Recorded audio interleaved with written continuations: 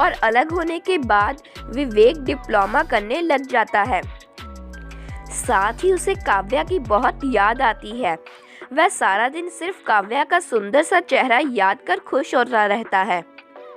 वहीं दूसरी ओर काव्या भी विवेक को खुद से दूर होने के दुख में बड़ी मायूस हुई रहती है। वह सोचती है कि काश कुछ ऐसा हो जाए कि विवेक से फिर मिल पाए। काव्या एक और बात से बहुत परेशान थी कि उसके माता पिता उसकी शादी के लिए एक लड़के का रिश्ता ढूंढ रहे हैं। काव्या को उसके माता पिता बहुत तस्वीरें दिखाते हैं, लेकिन काव्या अच्छे अच्छे घर के लड़के का रिश्ता ना कर देती है। काव्या अपने माता पिता को विवेक के बारे में कुछ नहीं बताती। विवेक भी अपने माता पिता को और बड़े भाई को काव्या के बारे में किसी से बात नहीं करता। दोनों ये बात किसी को कुछ नहीं बताते और चुप रहते, लेकिन ये चुप्पी दिन ब दिन उन्हें तकलीफ दे रही थी। दोनों किसी तरह एक दूसरे से मिलना चाहते थे। एक दिन काव्या की एक सहेली निकिता का भी जन्मदिन होता है। वह काव्या और अपने सभी दोस्तों का जन्मदिन पर बुलाती है। निकिता विवेक को भी जन्मदिन पर बुलाती है, लेकिन वह ये बात काव्या को नहीं बताती।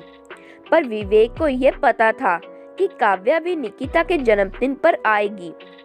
इसलिए जिस दिन पार्टी पर जाना होता है, विवेक एक सुंदर से पैंट शर्ट पहनता है, बालों में जेल लगाता है और परफ्यूम लगाकर तैयार हो जाता है। वहीं दूसरी ओर काव्या भी एक सुंदर सी साड़ी पहन लेती है और एक नेकलेस पहनती है। काव्या उस दिन बहुत सुंदर लग रही थी। पार्टी रात की थी, इसलिए काव्या अपने माता पिता को कह देती है कि वह आज के दिन अपनी सहेली के घर ही रहेगी। ये कहकर काव्या निकिता के घर चली जाती है। काव्या के आने से पहले ही विवेक निकिता के घर पहुंचता है। विवेक के साथ उनके कुछ दोस्त खड़े होते हैं। काव्या जब निकिता के घर पहुंचती है और विवेक को वहां देखती है तो हैरान हो जाती है और वह थोड़ा सा शर्मा भी जाती है। वहीं विवेक को भी काव्या को उसका देख बड़ा अजीब फील होता है। वह थोड़ा नर्वस हो जाता है। विवेक अपने दोस्तों से दूर होकर अकेला साइड में खड़ा हो जाता है। काव्या निकिता को जन्मदिन मुबारक कहती है, जिसके बाद सभी केक काटने लगते हैं। काव्या और विवेक एक साथ ही खड़े हो जाते हैं। इसके बाद केक काटा जाता है और म्यूजिक बजने लग जाता है। विवेक फिर कोने में जाकर खड़ा हो जाता है। काव्या सोचती है कि विवेक आज भी वैसा ही करेगा जैसा स्कूल में था। काव्या सोचती है कि विवेक शर्मा रहा है, वह उससे अपने प्यार का इजहार नहीं कर पाएगा। इसलिए काव्या खुद विवेक के पास चली जाती है। काव्या को अपनी ओर आते देख विवेक को पसीने छूट जाते हैं। वह काव्या से हाथ मिलाने के लिए हाथ आगे करता है, लेकिन काव्या सीधा विवेक को गले लगा लेती है और कहती है, अब तो बोल दो जो बोलना चाहते हो। विवेक को कुछ नहीं सुनाई देता क्योंकि म्यूजिक काफी ऊंची आवाज में बज रहा था। काव्या विवेक को हाथ से पकड़कर बाहर ले जाती है और उससे कहती है कि अब तो बोल दो जो बोलना चाहते हो।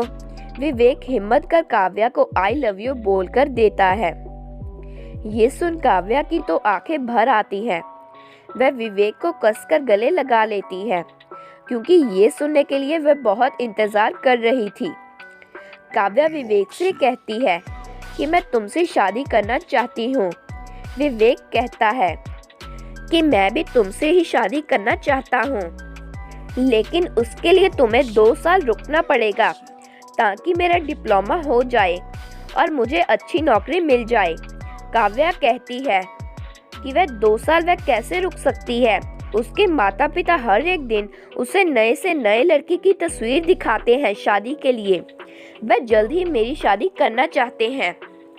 ये सुन विवेक भी परेशान हो जाता है। एक और उसकी डिप्लोमा की डिग्री और दूसरी ओर काव्या से शादी करना। विवेक काफी दुविधा में फंस जाता है। उस दिन के बाद विवेक और काव्या अपनी शादी को लेकर बहुत परेशान रहने लगते हैं। उन्हें कुछ समझ नहीं